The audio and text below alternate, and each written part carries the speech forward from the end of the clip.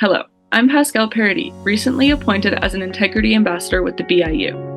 In this video, I'm going to be explaining what unintentional doping is and how to avoid it. Unintentional doping, also called inadvertent doping, is a non-intentional and accidental violation of the anti-doping rules. Unintentional doping can arise in several different ways. These can be divided into three categories, according to WADA's Unintentional Doping Task Force. Firstly, unforeseeable exposure of prohibited substances to a contaminated source. For example, ingestion of a medicine that includes a prohibited substance, or ingesting a supplement or food that contains prohibited substances that are not disclosed on that product.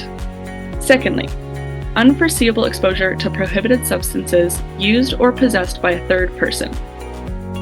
These can be transferred either through direct physical contact, such as through bodily fluids or skin to skin, or indirect contact, such as touching a contaminated surface or objects like towels or sports equipment.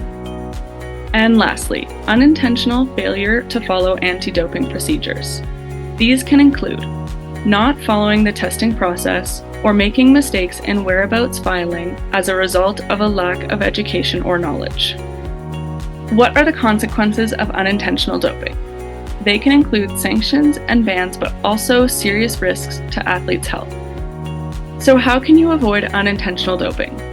Be vigilant. You need to understand what is going into your body. Remember, supplements are dangerous, especially those purchased online. Many contain prohibited substances that are not labeled as ingredients on the packaging or the website. So only use supplements if you really need them. Only buy third-party tested supplements, and even then, make sure you work with professionals who can give you good advice and guidance. Keep a list of what you are taking. Check your medication, especially when you're abroad. Use a dedicated app such as Global DRO or a database provided by a national anti-doping organization. By taking these precautions, you can minimize the risk of inadvertently incurring a sanction or a ban, or worse still, of doing long-term damage to your health. You'll also be playing your part in helping to keep our sport clean.